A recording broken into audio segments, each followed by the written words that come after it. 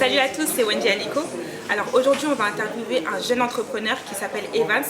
On va voir d'où il vient, où il va, son parcours. Je vous laisse découvrir. Salut Evans, comment tu vas? Salut Wendy, ça va et toi? Ça va, tranquille. Au calme? Alors je me suis beaucoup renseignée sur toi, sur ton activité. Mais pour les personnes qui regardent cette interview aujourd'hui, tout le monde ne te connaît pas, du moins encore. Donc j'aimerais bien que tu puisses te présenter un petit peu. Ben, écoute, c'est simple, je m'appelle Evans, je suis d'origine haïtienne, j'ai 31 ans. Dans la vie de tous les jours, je suis conseiller financier.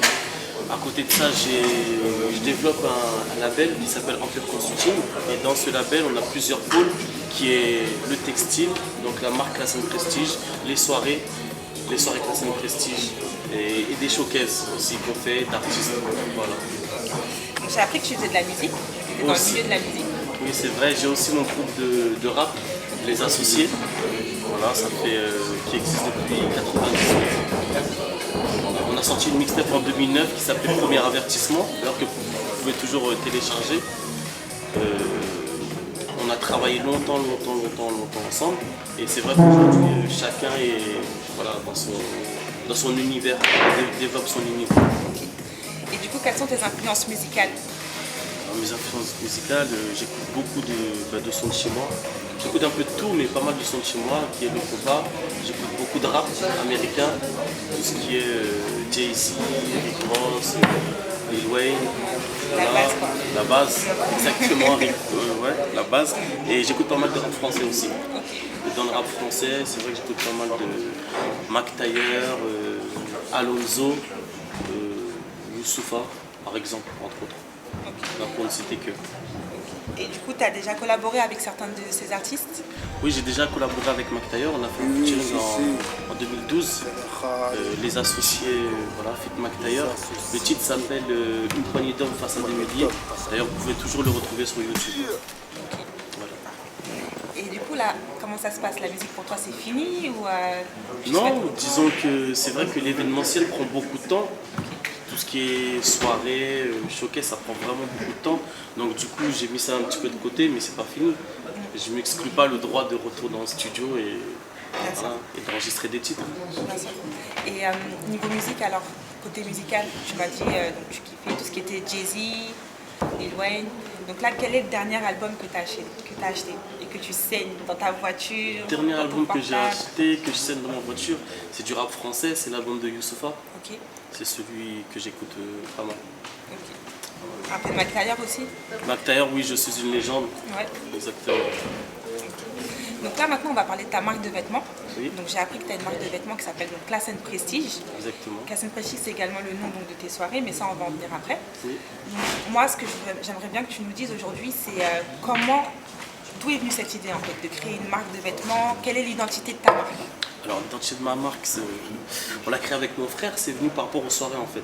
À la base c'est les soirées Classe & Prestige où les gens viennent en costard, font un effort réel sur le style vestimentaire, où les femmes mettent des robes qu'elles ne mettent pas tous les jours ou dans toutes les soirées.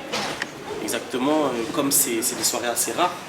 Et de là on s'est dit pourquoi pas aller jusqu'au bout de l'idée, jusqu'au bout de la démarche et faire une marque de vêtements.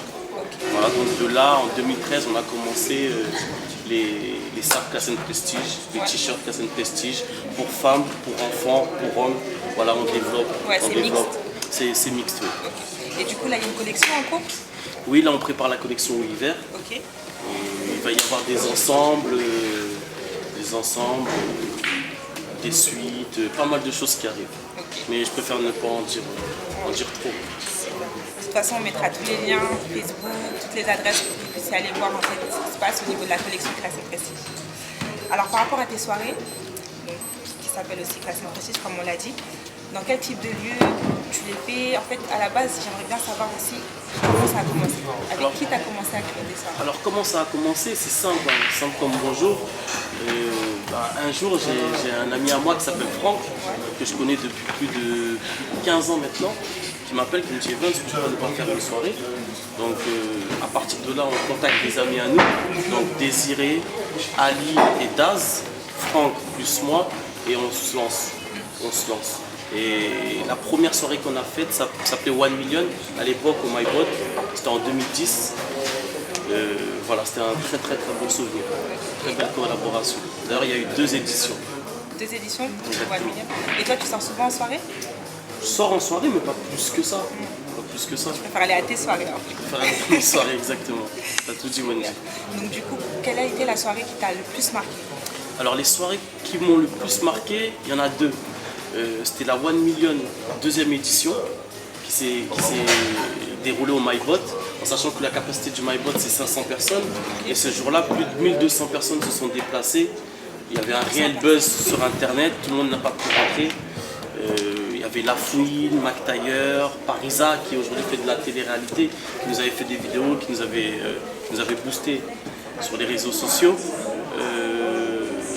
Et la deuxième qui m'a beaucoup marqué, c'est le showcase qu'on a organisé avec Caris au Club Haussmann. Ce jour-là, voilà, c'était du lourd, très belle prestation. C'était un after.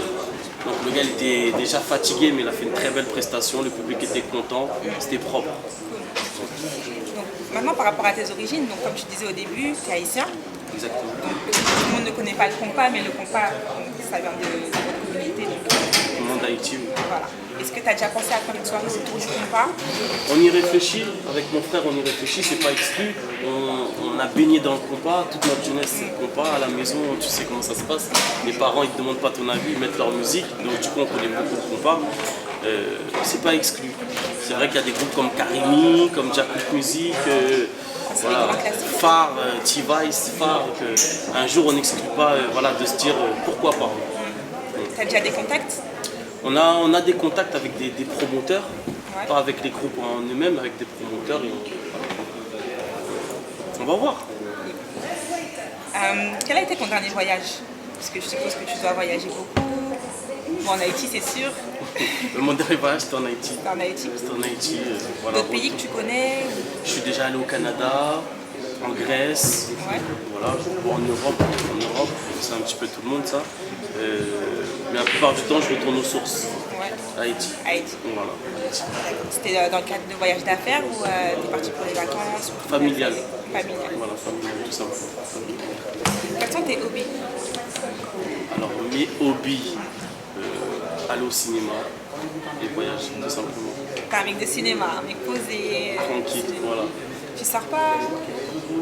De temps en temps, ça dépend. De temps en temps. Sinon c'est vrai que j'aime bien aller au cinéma. Un peu de sport? Un peu de sport, oui. Un petit peu. Est-ce que tu aurais éventuellement des adresses culinaires haïtiennes à nous proposer? Si par exemple, voilà, on est dans Paris, on va aller manger haïtien, est-ce qu'il y a un endroit où... Si vous voulez manger haïtien, je sais qu'il y a l'auberge créole à la gare de Saint-Denis qui, voilà, qui a bonne réputation, qui fait de bons plats. Donc allez à l'auberge créole. Cette interview touche à sa fin. Quel est le mot de la fin pour toi? Alors le mot de la fin c'est rendez-vous à tous le 14 novembre au Palace Privilège, métro Grand Boulevard, pour la classe M Prestige 2.0, tout le monde, tout en noir, au calme. En tout cas, merci Evans d'avoir pris le temps de répondre à mes questions et de te présenter. Longue vie à Empire Consulting et longue vie à Classe M Prestige. Merci à toi.